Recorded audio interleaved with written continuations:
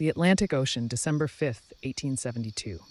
The morning mist hangs low over churning gray waters. Through the fog, a lone vessel emerges, drifting aimlessly. Her sails are tattered, but still catch the wind. The wheel spins gently untended. The galley table is set for breakfast. Bread, meat, and tea, now cold. A captain's log rests open, the last entry written in a steady hand.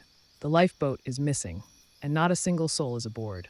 This is the Mary Celeste, a ship that became one of the most haunting maritime mysteries in history. What happened to her crew? Mutiny? Piracy? Natural disaster? Or something far stranger? Mary Celeste, the ghost ship with no crew. A true story that has baffled the world for over 150 years. To understand the mystery, we must sail back to November 7th, 1872. The Mary Celeste, a solid 282-ton brigantine, is docked at New York Harbor. She's freshly loaded with 1,701 barrels of industrial alcohol, valuable cargo bound for Genoa, Italy.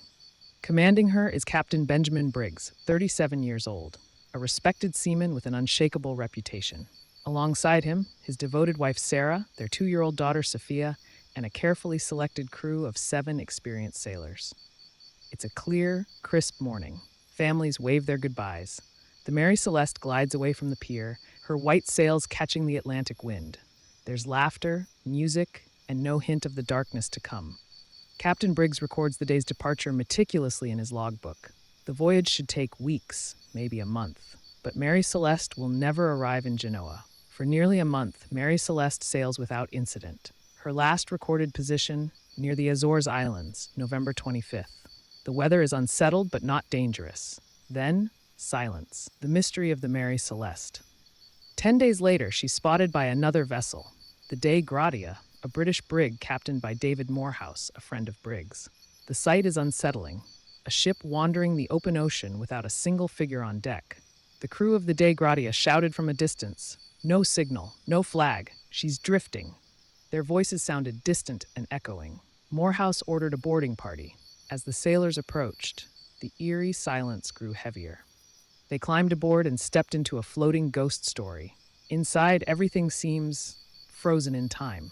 Clothes are folded, a sewing machine sits on a desk, personal belongings are undisturbed. In the galley, food lies prepared, untouched. The captain's log is up to date until November 25th. Nothing unusual noted. But the lifeboat is missing. The ship lists slightly to port, some sails are damaged, and a few hatches are open, but she's completely seaworthy. There are no signs of violence, no blood, no broken masts, no theft. The cargo is almost entirely intact. Only a few barrels appear to be leaking. The boarding party can't shake the feeling. The crew didn't leave in panic. They vanished. The Dei Gratia sailors decide to sail the Mary Celeste to Gibraltar, where the mystery deepens even more. News of the ghost ship spreads fast. Newspapers across the Atlantic publish lurid headlines. Ghost ship found adrift. Entire crew vanishes without a trace. Investigations begin, and so do the theories. Could the crew have turned against Captain Briggs? Some speculated jealousy or a plot to steal the cargo. But with the alcohol untouched and no signs of struggle, this theory quickly falters. Pirates prowled the Atlantic in the 19th century, but pirates take treasure, not leave ships perfectly clean. No valuables were missing. Some believe a waterspout or rogue wave struck, terrifying the crew into abandoning ship too soon. But the Mary Celeste was fully seaworthy when found. Why would an experienced captain do that?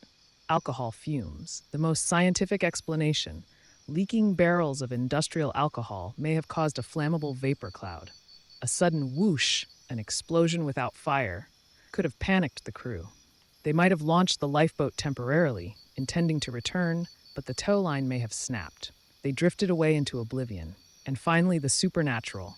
Sea monsters, alien abductions, ghostly apparitions. Some even mention the Bermuda Triangle, though Mary Celeste sailed nowhere near it. More than a century later, none of these theories fit every detail. Captain Briggs' last log entry, November 25th, records calm weather and routine navigation. No mention of fear. No sign of looming disaster. His wife, Sarah, and their little daughter disappeared with him. No bodies, no notes, no wrecked lifeboat, nothing. The Mary Celeste is towed to Gibraltar, where a formal inquiry takes place. Inspectors search for evidence of foul play. They find none. No crew member is ever charged. The ship is eventually sold at auction, but she's never the same. For years afterward, every new owner reports misfortune, groundings, financial ruin, accidents. In 1885, she's deliberately wrecked off the coast of Haiti, ending her physical journey, but not her legend. Today, more than 150 years later, the Mary Celeste remains an unsolved riddle in maritime history. No message in a bottle, no survivor, no conclusive answer. What happened on that ship? A calculated decision that went horribly wrong? A sudden force of nature? Or something that defies human explanation? The Mary Celeste drifts eternally through the pages of history, a ghost ship carrying a secret the ocean has swallowed whole. So, what do you think happened aboard the Mary Celeste?